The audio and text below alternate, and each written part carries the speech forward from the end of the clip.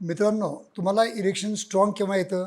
जेव्हा तुम्हाला त्या इंटरकोर्सबद्दल तुम्हाला क्युरिओसिटी आहे, तुम्ही खूप त्याच्यामध्ये उत्साहित आहात, तुम्हाला खूप आनंद होणार आहे किंवा तुम्हाला म्हणजे त्याच्यातून म्हणजे उत्सुकता आहे. तर अशा गोष्टी जर तुमच्या मनामध्ये असतील तर तुम्हाला प्रॉपर इरेक्शन येण्यासाठी याची मदत होते.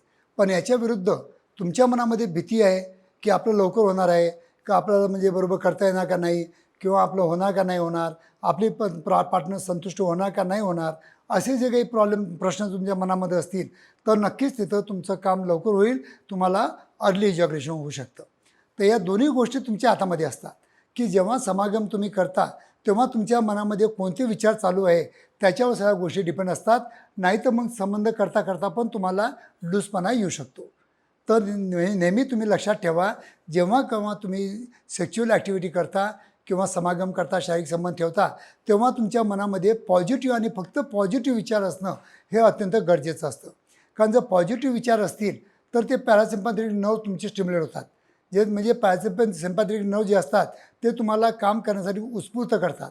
आणि जर तुमच्या मनामध्ये निगेटिव्ह थॉट असतील तर सिम्पॅथेटिक नर्व जे स्टिम्युलेट होतात, जे की तुम्हाला हे काम बंद करण्यासाठी प्रवृत्त करतात.